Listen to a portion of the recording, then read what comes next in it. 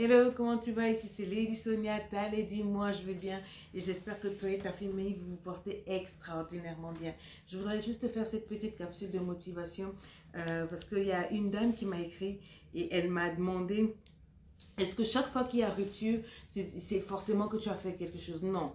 Quand il y a rupture, il y a plusieurs facteurs. Une personne peut rompre et ne pas avoir le courage d'assumer qu'elle ne veut pas être avec toi et donc elle va essayer de te manipuler pour te faire croire que c'est toi le problème. Alors qu'en fait, non. Il y a des personnes qui s'ennuient dans des relations, dans de belles relations. Il y a des gens comme ça. C'est-à-dire ils sont tellement habitués à souffrir, ils sont tellement habitués à devoir se sacrifier, ils sont tellement habitués à des relations où on leur ment, où on les tape,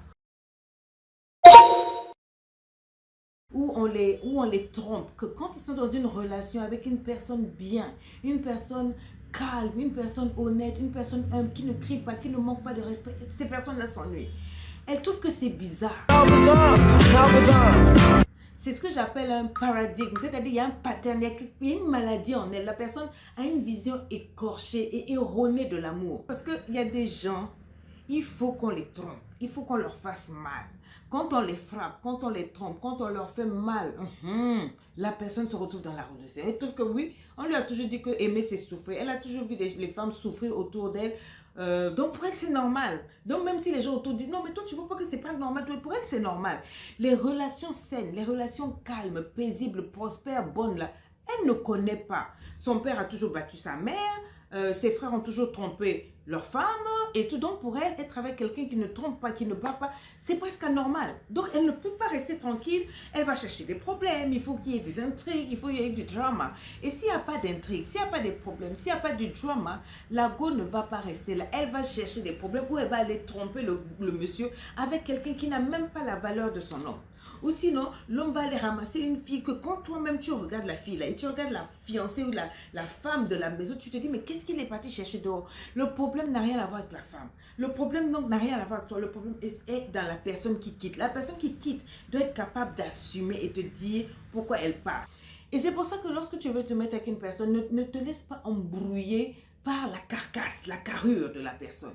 Il faut écouter la personne.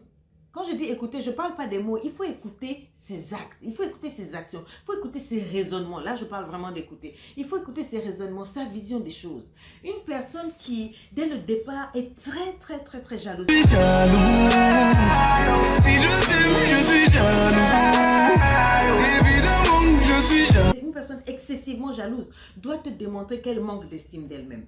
Parce que quand on a confiance en soi-même, on n'a aucune raison d'être jaloux. Une personne qui dit non, moi quand je suis avec toi, je veux que tu te voiles, je ne veux pas que tu sortes, je ne veux pas que tu travailles, je veux que tu restes à la maison, je veux pas que tu rendes visite à ta famille, je veux pas que tu aies des contacts avec ton père, avec ta mère, etc. Parce que je te veux pour moi. Tu ne sais pas que la personne te veut pour toi tout seul. Au début, ça va te flatter. Parce que tu vas estimer, mon Dieu, il m'aime, il veut tout le temps avec moi. Non, en fait, la personne est en train de t'isoler, de te contrôler.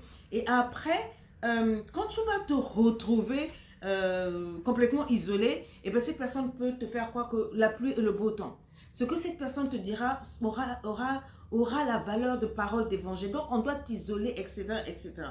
Et je dis toujours qu'une personne qui lorsqu'elle te quitte, te dit que non, c'est parce que toi, tu as fait ceci, tu as fait ceci, tu as fait cela. Pour moi, cette personne n'aimait pas. Parce que quand on aime, on pardonne. Quand on aime, bon, bien sûr, il y a des choses pardonnables, il y a des choses tolérables, il y a des choses intolérables. Mais une personne qui te quitte et qui n'est pas capable d'assumer les raisons pour lesquelles elle te quitte et elle met l'erreur sur toi, je te quitte parce que tu ne faisais pas bien l'amour, je te quitte parce que tu n'étais pas assez bien tout et tout. Alors que simplement, tu peux dire la vérité. Non, je trouvais qu'entre nous, le feeling passait pas tout et tout.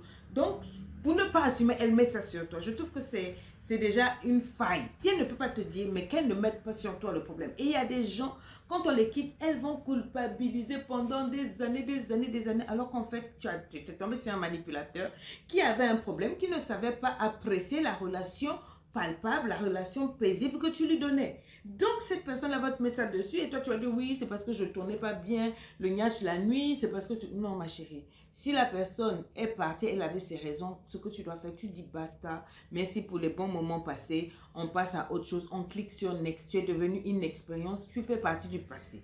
Voilà, on ne reste pas à pleurer dessus, gna gna gna, non. Si c'est fini, ciao mon ami, on se voit une autre fois et c'est de ça qu'il s'agit. Celui qui veut, il prend, celui qui ne veut pas, Il fait quoi? Il bloque, il glisse et puis il cale en l'air ou bien. Donc n'accepte pas, ne prends pas la culpabilité pour faire ton vêtement. Arrête de pleurer quelqu'un qui a décidé de partir mais qui a voulu te faire croire que non, le problème c'est toi. Ce n'est pas toi forcément. Peut-être tu as commis des erreurs, mais il y a des erreurs qu'on pardonne. Je ne pense pas que tu aies tué quelqu'un. Et si quelqu'un n'est plus à l'aise avec toi, il est libre de partir. L'amour là, c'est libre, libre. C'est-à-dire tu entres librement, tu sors librement. Il ne faut pas chercher des problèmes pour dire que non, la personne est cela. Pas avec tes problèmes, avec tes dramas. Moi, je t'ai donné le meilleur de moi. Si ce n'était pas assez, eh ben, désolé, sorry, bye bye.